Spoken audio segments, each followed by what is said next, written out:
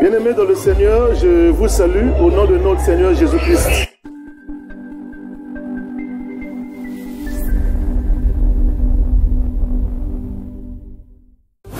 Ce matin, nous allons parler sur la bataille des deux hommes.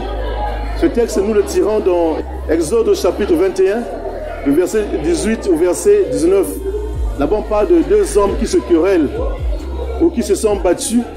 Il y a une qui a frappé son collègue d'une pierre, mais la pierre aussi, on l'a saisie avec la main. Et cette personne a reçu à mettre l'autre sur le lit. Il a obligé celui qui était de l'agonie à prendre le bâton. Mais ces choses sont symboliques. Et nous savons que toute la Bible nous parle sur le salut que Dieu nous donne en la personne de Jésus-Christ. Et les deux hommes qui se battaient, c'est bel et bien Dieu et l'homme, l'homme pécheur. Mais nous nous querellons à quel moment? Quand nous résistons à la parole du Seigneur. Quand Dieu envoie les évangélistes nous prêcher l'évangile, nous résistons. Là, nous luttons avec Dieu. Mais rassurons-nous que dans ce combat, dans cette lutte, il n'y aura qu'un seul vainqueur. C'est Dieu le vainqueur. Il nous a frappé avec la pierre.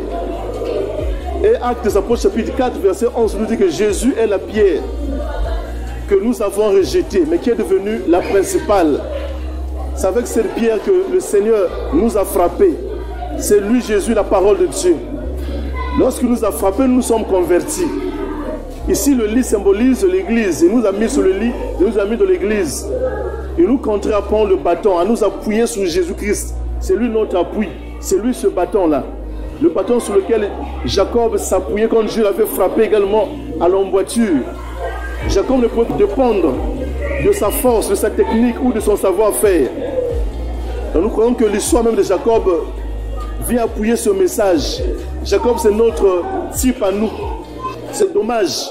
Celui qui nous a contraints à être sur le lit devait nous dédommager. Jacob a dit au Seigneur, bénis-moi. En quelque sorte, dédommage-moi. Les évangiles nous montrent en Marc, chapitre 10, à partir du verset 28.